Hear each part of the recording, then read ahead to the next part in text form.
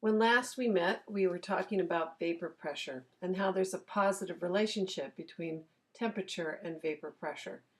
The vapor pressure curve is actually part of a larger, more complex diagram called a phase diagram. And that's going to be the focus of our mini vodcast today.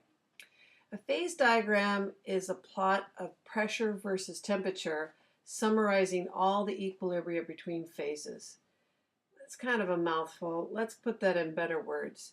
It shows all the conditions of temperature and pressure at which a substance can exist as a solid, liquid, or gas. So it can tell us which phase will exist if you know a particular temperature and a particular pressure. Now, a phase diagram has the vapor pressure curve in it, and that will show you again as temperature increases, vapor pressure increases. But it will also show you some very other important points. And rather than go through and list right now the critical point, the normal melting point, the triple point, let's take a look at the diagram, and these terms will be much more clear as you look at it. So this is a phase diagram in color so we can understand what all of the parts mean. So on the horizontal axis is temperature, on the vertical, pressure. And if you're in this sort of light gray zone here, these are all the conditions of temperature and pressure, an infinite number of x and y's in which or at which a substance could exist as a solid. If you change your coordinates so that you have an x and a y that lands you somewhere in this blue zone in the middle, those are all the temperatures and pressures at which a substance can exist as a liquid. Notice that I'm avoiding the lines right now, so we're only talking in the colored zones, not on the lines. Finally, a large area represents all those conditions of temperature and pressure at which a substance could exist as a gas.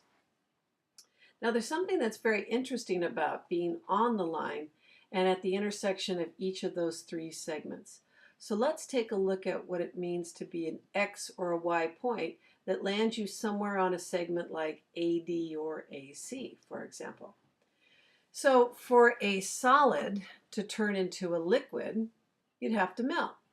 So if you land somewhere on this line, there are actually two forms of matter present at the same time.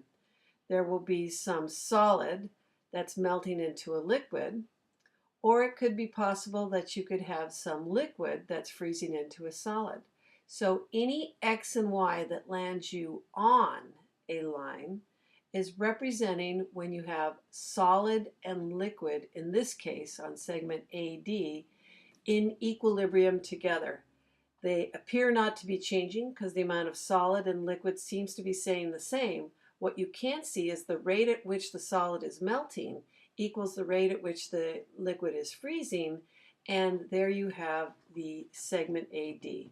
Two forms of matter present when you're on that line. They're solid and liquid, and all of the X and Y combinations that would land you right on the line have you in with matter in equilibria with each other. Let's go down here and look at segment AC. If you want a solid to turn into a gas, it has to undergo sublimation. The example would be the dry ice that we will be using or have used in the dry ice lab. It doesn't melt on your desktop at room pressure. It just disappears and goes into a gas without having to be a liquid first. Well, if you create a series of X and Y temperatures and pressures that land you right here on this segment, you have just the right temperature for a solid to be subliming into a gas and for the gas to be depositing back into a solid at exactly equal and yet opposite rates. So on segment AC, there are two forms of matter present also, solid and gas.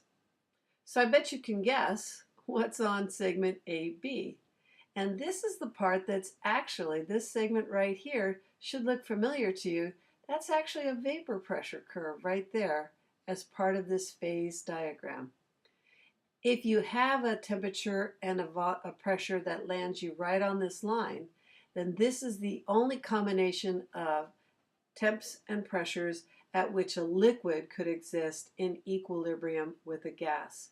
So liquids are vaporizing and into a gas at the same rate that the gas that's in that equilibrium mixture can turn back into a liquid. So within each colored zone, one phase of matter is present. If you land on a line, however, then there will be two phases of matter present, and it's whatever phases are on the left and the right of that line. Solid liquid, solid gas, liquid gas. So you can see something that's kind of cool. All three of the lines intersect here at something called the triple point.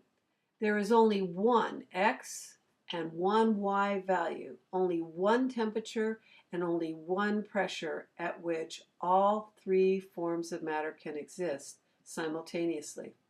And that varies depending upon what the substance is, but because it is at the point where all three of these segments intersect with each other, and there are three forms of matter present in equilibrium with each other, that's called the triple point. But there's only one X and Y, not an infinite number of them. And in fact, at point A, the triple point, not only are all forms of matter present, but 6 processes are taking place simultaneously. In the container, if you're at temperature A, which is a temperature here and pressure there, if you're at that specific coordinate, then you have subliming, depositing, melting, freezing, vaporizing, and condensation all happening at the same time. So that's kind of a cool thing. Let's go back and take a look at those definitions then. We have this thing that's called the triple point, at which the temperature and pressure is the only coordinate in which all three phases can exist in equilibrium. And any temperature or pressure that lands you not on a curve or a segment only allows you to have one form of matter. So taking a closer look at this diagram then, you should notice one other thing that's sort of interesting, and that's way up here in the upper right corner at something called the critical point. Now the critical points is defined by the critical temperature and the critical pressure. That doesn't say much. If you ended up at point B, that means that this temperature would be the critical temperature, and this pressure would be the critical pressure. And those two values describe the critical point. See how the line just disappears and there's kind of like a blending of the color in that upper right corner? Here's how you should interpret it. If you travel up this vapor pressure line, that means that you're making things get hotter because you can see you're proceeding to the right. But if at the same time you crank up the heat, if you keep pushing down on that substance, you're going to prevent it from trying to go from a liquid into a gas. Let me repeat that. Increasing the temperature will want to make the liquid more likely to turn into a gas.